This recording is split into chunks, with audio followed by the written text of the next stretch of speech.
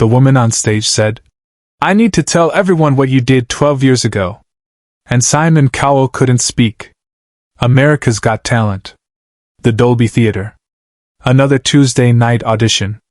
The stage lights glowing red, the audience buzzing with anticipation, Simon Cowell sitting at the judge's desk in his usual position, arms crossed, that familiar expression of skeptical assessment on his face. He'd seen thousands of auditions. Singers, dancers, magicians, comedians. People chasing dreams, hoping for their big break, standing under those lights with everything on the line. This audition was supposed to be like any other. A woman walked onto the stage. Middle-aged, maybe early 50s. Simple dress, modest appearance, nervous smile. She didn't look like a performer. No flashy costume, no dramatic entrance. Just an ordinary person stepping into an extraordinary moment. Terry Crews greeted her with his signature enthusiasm. "Welcome to America's Got Talent! What's your name and where are you from?" "My name is Margaret Foster," the woman said, her voice quiet but steady. "I'm from Malibu, California. And what will you be doing for us today, Margaret?" Margaret looked directly at the judge's table. Specifically at Simon. "Before I perform, I need to say something." To Simon Cowell. The audience murmured. The other judges glanced at Simon, who raised an eyebrow but remained composed. This wasn't unusual. Contestants sometimes addressed him directly, either to prove him wrong or to ask for a chance. "Go ahead," Simon said, his tone measured. Margaret took a breath. "Mr. Cowell, you don't remember me. But 12 years ago, you changed my life. And I think it's time everyone knew what you did." Simon's expression shifted. The confidence flickered. His arms uncrossed slowly. Cameras were live when the neighbor on stage revealed what Simon had quietly done 12 years ago, and Simon Cowell had to stand up from the judge's desk because he never wanted anyone to know that story. Simon's jaw tightened. His hands gripped the edge of the desk. For the first time in his television career, he looked genuinely uncomfortable, not annoyed, not bored, but vulnerable. "Margaret," he said quietly, his voice lacking its usual authority. "I don't think." "Please," she interrupted gently. "Let me tell this story. People need to hear it." The studio went silent. Terry Crews stepped back, sensing this was bigger than a typical audition. The cameras stayed locked on both of them, Margaret on stage, Simon at the desk, frozen in a moment neither had planned. 12 years ago," Margaret began, her voice stronger now. "I was your neighbor in Malibu. I lived 3 houses down from you. We'd never spoken. You didn't know me. But I knew who you were." Everyone did. Simon closed his eyes briefly. He knew exactly where this was going. Simon stopped the show. No one knew what was happening. To understand what happened next, you need to understand what happened in 2012. Simon Cowell had just moved into his Malibu estate. Multi-million-dollar property, ocean views, the kind of house that screamed success. He was at the peak of his career, X Factor, Britain's Got Talent, building his empire. The world knew him as the harsh judge, the man who crushed dreams with brutal honesty, the villain of reality television. What the world didn't know was that Simon noticed things. Small things. Neighbors walking their dogs. Kids playing in driveways. The rhythm of a neighborhood. And he noticed when that rhythm broke. 3 houses down, a woman named Margaret Foster lived with her husband David and their 16-year-old daughter Emma. David was a high school music teacher. Margaret worked part-time at a bookstore. They were solid middle-class people, the kind who kept their lawn neat and waved politely when you drove past. Simon noticed when the ambulances started coming. First once, then twice, then 3 times in 2 weeks. He noticed when David Foster stopped going to work. He noticed when Emma stopped playing in the driveway. Simon didn't ask questions. He minded his business. But he noticed. One evening in October 2012, Simon was getting his mail when he saw Margaret Foster sitting on her front steps, head in her hands, crying. It was 9 p.m. Dark. She didn't know anyone could see her. Simon stood at his mailbox for a long moment. Every instinct told him to walk away, go inside, pretend he hadn't seen. He wasn't the kind of person who got involved in other people's problems. He didn't do emotional connections with neighbors. He protected his privacy fiercely. But something about the way she was crying, the desperate, broken sound of it, made him walk down the street instead. "Are you all right?" he asked, standing at the edge of her driveway. Margaret looked up, startled. She recognized him immediately. Her face flushed with embarrassment. "Oh God, I'm sorry. I didn't mean to. I'm fine. Really. You're clearly not fine," Simon said bluntly. It came out harsher than he intended, but he didn't know how else to say it. Margaret wiped her eyes. "It's my husband, David. He has stage 4 pancreatic cancer. They just told us there's nothing more they can do. Maybe 3 months. Maybe less." Simon felt something crack in his chest. "I'm sorry. We don't have life insurance," Margaret continued, the words tumbling out like she'd been holding them in too long. "I mean, we had some, but it's not enough. And Emma, our daughter, she's a junior in high school. She wants to go to college. She's so talented, she plays piano, she's incredible. But now..." Her voice broke. "Now I don't know how we're going to afford anything. The medical bills alone are drowning us."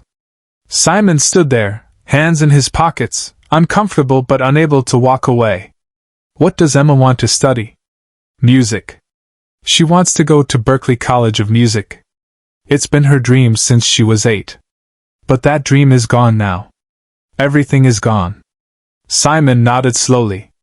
"I see." He paused. "Is she home?" "She's upstairs. Practicing piano. It's the only thing that keeps her from falling apart." "Can I hear her play?" Margaret looked confused. "What?" "Your daughter. Can I hear her play piano?" 10 minutes later, Simon Cowell was standing in Margaret Foster's modest living room, listening to 16-year-old Emma play Chopin. The girl had no idea who he was. She was lost in the music, tears streaming down her face as her fingers moved across the keys. She was extraordinary. When she finished, Simon turned to Margaret and David, who was sitting in a wheelchair, oxygen tubes in his nose, looking like a ghost of whoever he'd been 6 months earlier. "She's got real talent," Simon said simply. "I know," David whispered. "She could have made it. If things were different." Simon left 20 minutes later. He didn't say much else. Just thanked them for their time and walked back down the dark street to his mansion.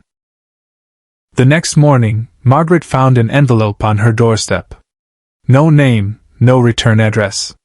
Inside was a check for $250,000 and a handwritten note on plain paper. "For Emma's education. And for whatever else you need. No one needs to know. A neighbor."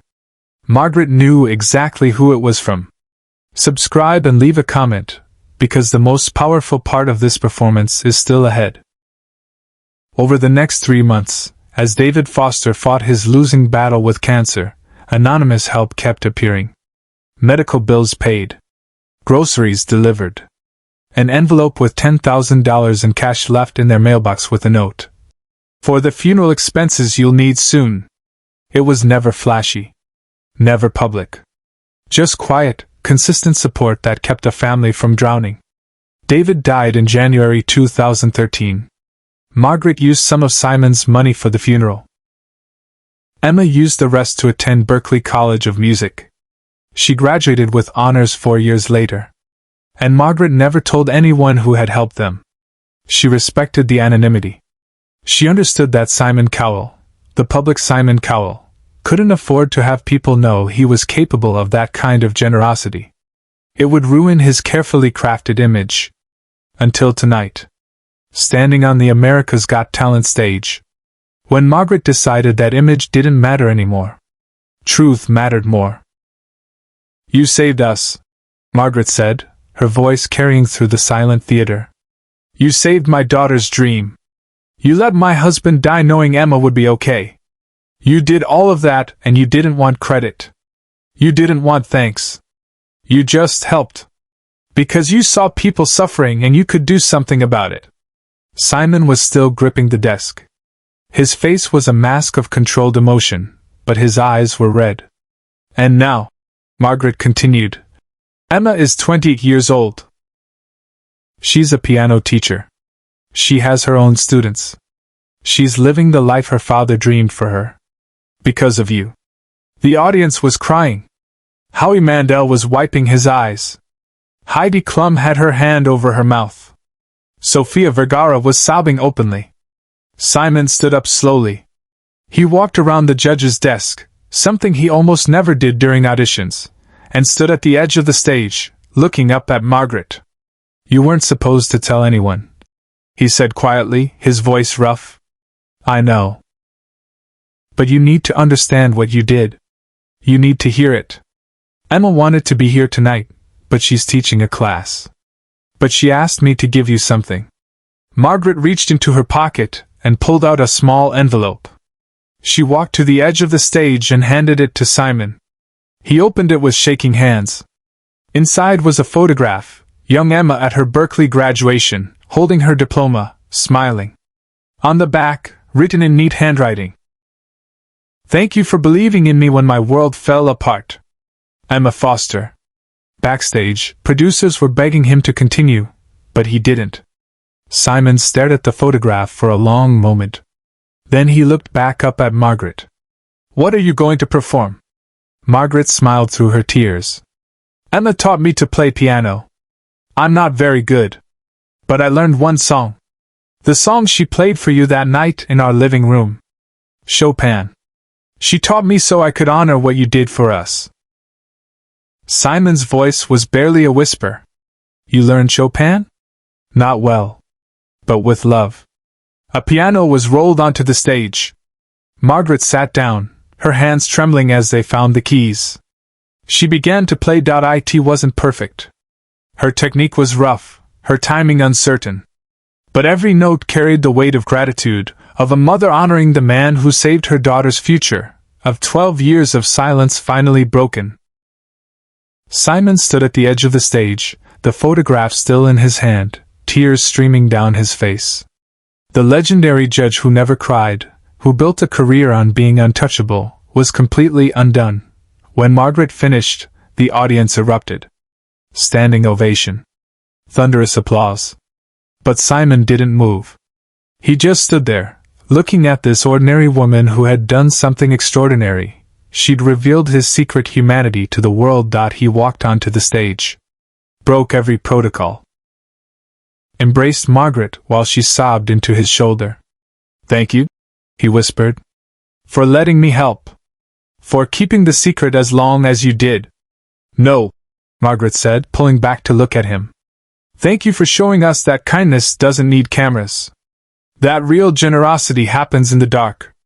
But what happened next, no one in the theater, or watching at home, could ever forget. Simon walked to the golden buzzer. His hand hovered over it for a moment. Then he slammed it down. Golden confetti exploded. The audience screamed. Margaret collapsed onto the piano bench, overwhelmed. But Simon wasn't done. He pulled out his phone, made a call right there on stage. Emma? It's Simon Cowell. Your mother just told my story. Our story. And I want you to know something. That check I wrote 12 years ago. Consider it a scholarship fund. Send me 5 students a year who need help. I'll cover their education. All of it. In your father's name. He hung up and looked at Margaret. David Foster Memorial Music Scholarship. Starting now. Share and subscribe, so this story will never be forgotten. After the show, Simon established the fund with $2 million. Emma selects 5 students annually, kids who have talent but no money, kids facing tragedy, kids who need someone to believe in them. The photograph of Emma at graduation sits in Simon's office. Below it a plaque. Real kindness needs no audience. Margaret never performed again. She didn't need to. She'd already given the performance of a lifetime, revealing that behind the harsh judge lives a man who quietly saves dreams.